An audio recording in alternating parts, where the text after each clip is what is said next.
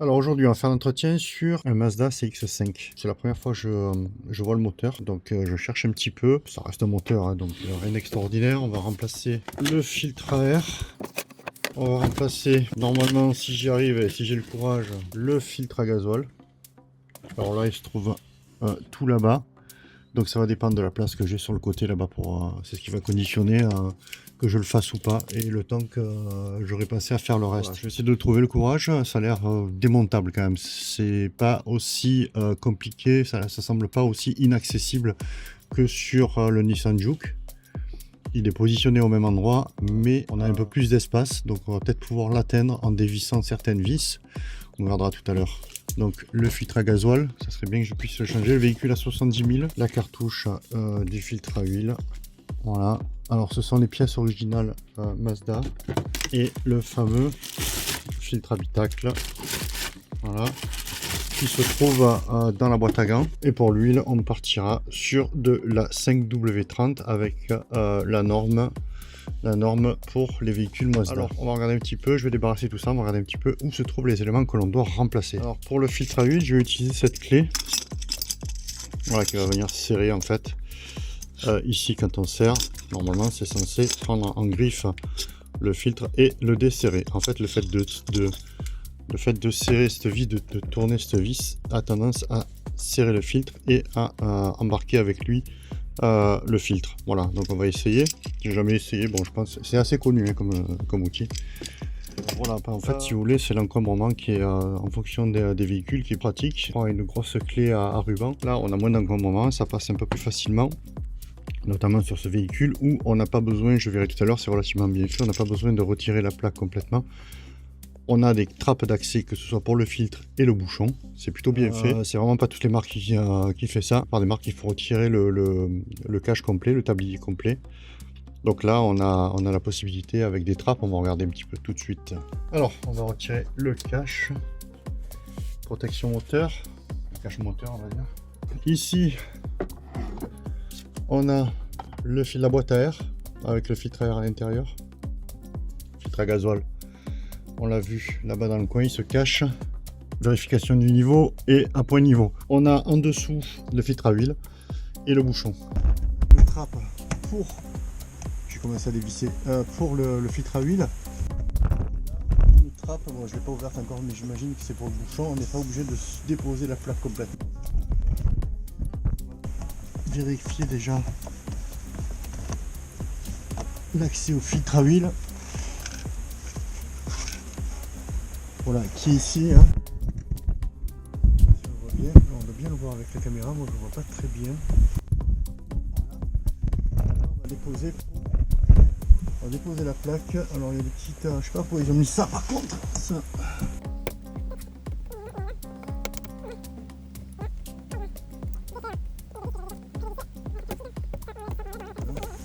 Et là, c'est la magie. On a le bouchon qui est juste ici. Ça. C'est le top. Voilà, allez, on va desserrer le bouchon. Clé de 17. Tac.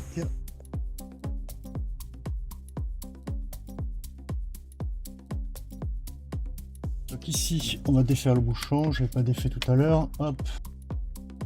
Le filtre à air. Voilà. On va démonter cette vis.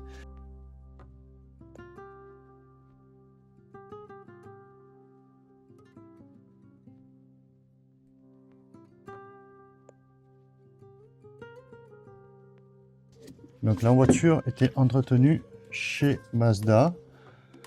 Et là, voilà, contrairement à ce que j'ai pu trouver déjà, le filtre, on voit qu'il a été régulièrement entretenu, enfin qu'il a été remplacé. Donc c'est plutôt pas mal, je suis plutôt satisfait. On va mettre le neuf. Voilà, donc on remplace le filtre. Il est un petit peu noir mais par rapport à celui-là, mais c'est tout à fait normal. C'est pour ça qu'on les remplace, mais il n'est pas comme j'ai pu rencontrer sur certains véhicules. Voilà, j'avais fait un coup de gueule là-dessus. Ça, je l'ai déposé d'un Nissan Juke, hein, il était suivi par Nissan. Le filtre n'a jamais été remplacé. Voilà, hein, ça c'est un filtre qui a été remplacé. Et là, un filtre qui n'a jamais été remplacé. Donc, honte à eux. Voilà, pour le filtre à air, voilà, c'est relativement simple. Très accessible, contrairement à certains Certains véhicules où c'est très compliqué. Là, c'est vraiment d'une simplicité extrême. Là, cette partie-là, elle est déjà terminée. On a un filtre tout neuf. Il faut savoir qu'un filtre très encrassé, comme on a vu tout à l'heure, génère une surconsommation du véhicule, puisque le moteur ne respire pas assez. Ça se traduit souvent par de grosses fumées noires. Quand vous voyez suivre un véhicule qui fait de grosses fumées noires, notamment les diesels, c'est que l'entretien n'est pas correct sur le véhicule. Le filtre à air est complètement encrassé et le moteur ne respire plus assez. Donc on va aller remettre le bouchon en dessous et on va déposer le filtre à huile.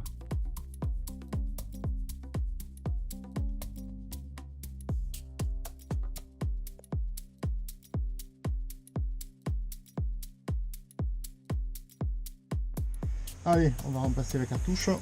Un petit peu d'huile sur le joint. On passe bien la main, c'est super agréable de travailler comme ça. Je remonte les caches et j'ai terminé pour la partie basse.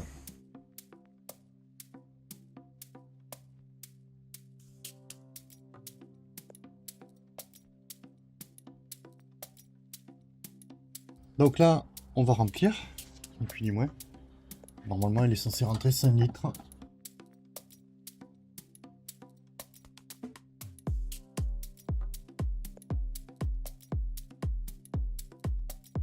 Voilà, les 5 litres sont pratiquement rentrés. On va vérifier. Bon, après, il faut penser quand même qu'il faut remplir le filtre à huile. Donc là, je suis au deuxième trou. Il ne faut pas que j'aille plus loin. Je vais descendre ici à peu près. En dessous le deuxième trait une fois que j'aurai démarré. Alors voilà, je me suis lancé dans le démontage du filtre à gasoil. Alors c'est peut-être un peu orthodoxe parce qu'en fait chez Mazda ils ont peut-être les outils qu'il faut, moi j'ai pas ce qu'il faut. Donc j'ai tout défait, j'ai défait sa fixation, j'ai défait tous les câbles. Donc là on a la sonde de présence liquide. Voilà. Là je vais essayer de dévisser ça doucement. L'idée c'est de ne pas foutre du gasoil de partout parce que ça c'est une horreur absolue. C'est vraiment ma crainte, voilà, d'avoir du gasoil dans le moteur pour, avec l'odeur après c'est super compliqué à éliminer. Donc on va essayer d'être le plus précautionneux possible. Alors je l'ai prédesserré bien entendu. Savoir que derrière il y a le gasoil et que j'ai vraiment, mais alors vraiment pas envie d'en mettre de partout.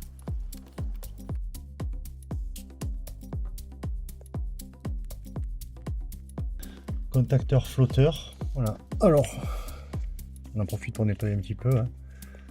Alors j'ai l'impression que mon filtre c'est vidé pour le coup. Le fait de l'avoir mis à l'envers, je sais pas comment je vais pouvoir récupérer cette partie là, la partie qui manque. Donc là, non sans peine, j'ai réussi avec des pincettos. Ça fonctionne. On va pouvoir le défaire à la main maintenant. Là, je vais boucher ici. Comme ça, je vais le récupérer directement. Hop là. Voilà. J'ai vraiment limité la casse. Ça, c'est son remplaçant. Donc effectivement, c'était le filtre d'origine. Voilà. Voilà, le filtre est remplacé, c'est vraiment quelque chose que je voulais faire. Super, on va essayer de le remettre en place. J'espère pas trop galérer, il y a beaucoup de choses à remonter. J'avais déposé l'équerre, voilà, son support. Il faut que je remonte tout. J'avais tout détaché, tout ce qui est la partie câblage et tout. Voilà, toutes ces petites attaches et tout, j'avais tout déposé. On va tout remonter. Allez, c'est parti, on va libérer ce truc. Voilà.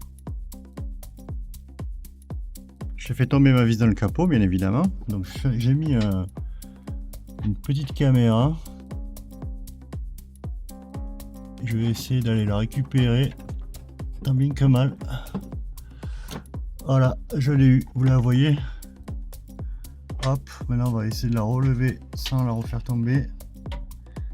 Voilà, sans s'accrocher de partout, bien entendu. Ouais, ce qu'il fallait pas faire, je l'ai fait. Effectivement, faire tomber la vis. Voilà, je l'ai. Allez, on remet la vis. sans la faire tomber ce coup-ci. Alors tout à l'heure j'ai fait le contraire, j'ai essayé de remonter le support avant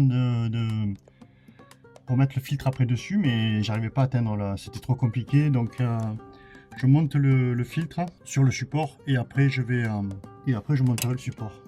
Voilà, allez, je suis en train de remonter là, j'ai remonté le support, j'ai mis en place le filtre, je vais essayer d'aller mettre la vis, l'écrou sans faire tomber quoi que ce soit.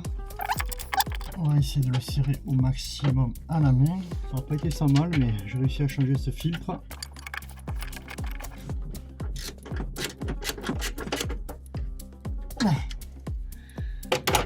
Voilà, il est en place. On va y mettre un dernier petit coup de clé. Voilà, c'est fini. Un peu difficile d'accès quand même. C'est faisable. Après, je pense que Mazda, les employés Mazda, les techniciens Mazda ont ce qu'il faut pour faire ça plus facilement que moi. J'y suis arrivé, c'est l'essentiel. Je voulais absolument le remplacer, ce filtre. Je vais remonter le cache moteur. On va remplacer aussi on va aller voir dans la boîte à gants pour remplacer le filtre à pollen.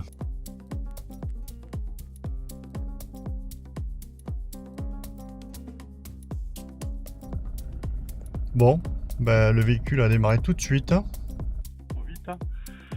Là, il n'y a plus de gasoil. Donc on va insister un petit peu. Il est censé arriver tout seul. On va attendre un petit peu. Alors je vais essayer d'amorcer avec la pompe réservoir.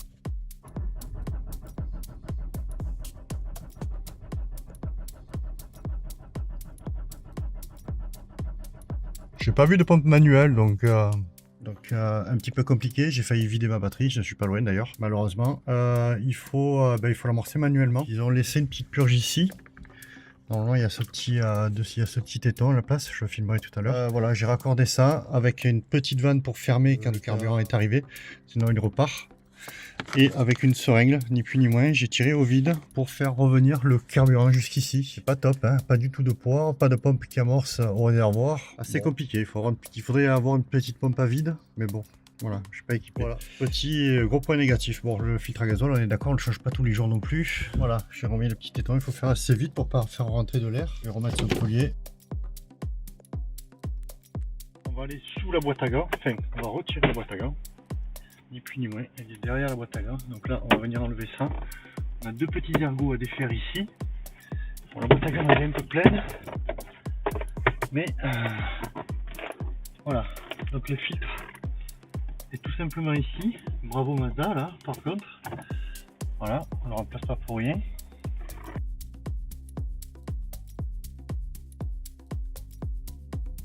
Franchement, moi là, je dis bravo. On ne peut pas faire plus simple. Hein. Franchement, hein. Boîte à gants, ça m'a pris 2 secondes et demie de l'enlever. 2 secondes, j'exagère un peu, c'est mon côté. Et bravo. Bravo Mazda. Donc un entretien relativement simple. Alors j'ai fait un peu pousser, ce qui m'a pris le plus de temps, c'est le filtre à gasoil, avec la grosse surprise. Je n'ai pas pu réamorcer la pompe aussi facilement que je pensais. Il n'y a pas de pompe de gavage dans le réservoir, il n'y a pas de poire de réamorçage, il faut faire ça manuellement avec une pompe à vide idéalement, ou une seringue comme j'ai pu le faire puisque j'avais que ça sous la main. Mais effectivement, ça c'est le gros défaut. Bon, le filtre à gasoil, on ne le fait pas tous les jours, comme je le disais, on ne le fait pas à toutes les vidanges. Donc je l'ai fait, la voiture à 75 000. Je pense pas le refaire avant 70 000. Donc je suis tranquille pour quelques années. Voilà, donc plutôt satisfait quand même en termes de praticité. Les plaques sous le véhicule sont relativement accessibles. On a des tout petites trappes qui permettent d'accéder au filtre à huile et au bouchon de vidange, ça c'est plutôt sympa. Le filtre à air est relativement simple, on ne peut pas faire plus simple. Le filtre habitacle c'est pareil, on ne peut pas faire plus simple. Enfin, je trouve ça plutôt satisfaisant. Voilà, bravo à Mazda. Allez, c'est parti, on va lancer le petit diagnostic qui va bien. Donc là, on va aller sur toutes les fonctions. On va faire un décodage vide, ça va synchroniser.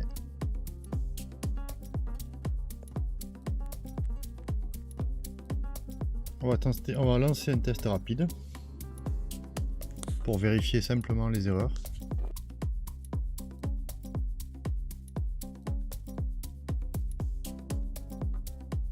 Donc on a 7 défauts, on va aller les voir, on va aller les corriger.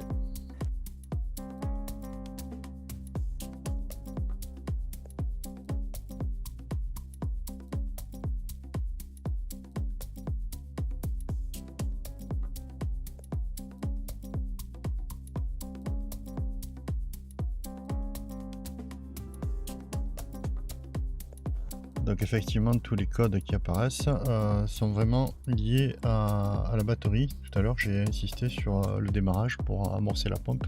Enfin, pour amorcer la, oui, pour amorcer la pompe. Ce qui a bien entamé la batterie. Donc ce soir, je vais la mettre à charger.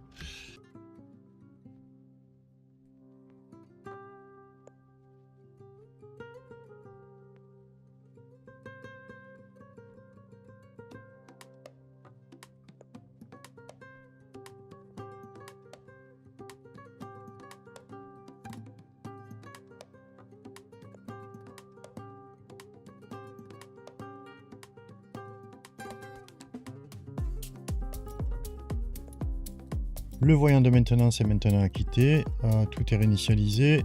J'ai effacé tous les défauts qui étaient en partie générés par la batterie qui commençait à fortement réduire en intensité. Donc ce soir, elle sera remise en charge. Cela devrait remettre la batterie à son état normal. Alors on va regarder si on a bien réinitialisé le système en appuyant ici. Voilà, donc là j'ai bien corrigé, enfin j'ai bien le pourcentage d'huile qui est reparti à 100%, distance restante 0 km, ça il va falloir que je roule peut-être. Véhicule calcule la durée de vie restante de l'huile en fonction des conditions de fonctionnement du moteur. Donc on va rester sur ce modèle là et qui me convient parfaitement. On va refaire un petit test à défaut moteur, voilà, test rapide. Voilà, il n'y a plus aucun défaut, tout va bien, on est reparti pour une année ou 25 ou 30 000 km ou 20 000 km. Généralement je fais 20 000 km par vidange, on va dire. Voilà, c'est terminé.